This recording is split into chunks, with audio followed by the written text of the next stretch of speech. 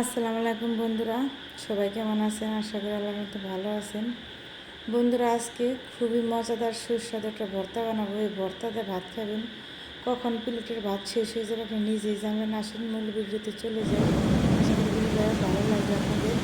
বন্ধুদের ভর্তা বানাবো, দেখুন প্রচুর পরিমাণে বৃষ্টি হইতেছে, বৃষ্টি বাতাস একদম বৃষ্টি বন্ধুরা একটু যে ধারা জীবনে বৃষ্টি হলে মনটা শরীর ভালো হয়ে যায়, খুবই ভালো লাগে বৃষ্টি দেখতে বন্ধুরা।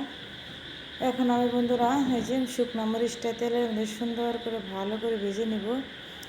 আলু ভর্তা বন্ধুরা শুকনো মরিচটা সুন্দর করে ভেজে নিতে হবে, মুচমুচা হলে সেই আলু ভর্তা খেতে বন্ধুরা বেশি টেস্ট হয়।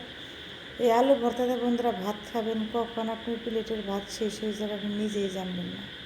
এরকম একটা মজার ভর্তা বানাবো বন্ধুরা, ভিডিওটা দেখেন, দেখলে অবশ্যই আপনাদের ভালো লাগবে। এখানে যে আলু সিদ্ধ করে নিয়েছি সুন্দর করে, এখন আমি মরিচটা গোটা সুন্দর করে ফেলে নেব, আলতো হাতে ফেলে দিয়ে তারপরে বন্ধুরা আমি সুন্দর করে মরিচটা লবণের মধ্যে ডলে নেব, সুন্দর করে আলতো হাতে আস্তে আস্তে করে ডলে নেব, যেন মরিচটা সম্পূর্ণ সুন্দর মিহি হয়।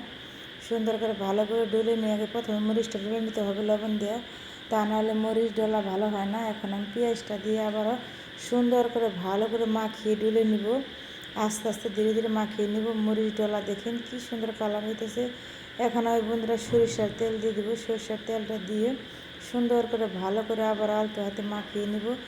বন্ধুরা, আলু ভর্তা হলো মাখানির উপর টেস্ট, যত মানে পেঁয়াজটার মানে মরিচটা মাখানি ভালো হবে তত খেতে টেস্ট হবে। দেখেন এরকম ভর্তা হলে গরম ভাতের সাথেও খাওয়া যায় বন্ধুরা, সেই স্বাদের একটা পেঁয়াজ ভর্তা বন্ধুরা। এখন আমি আলুটা দিয়ে সুন্দর করে ভালো করে একটা একটা করে ডলে নেব বন্ধুরা।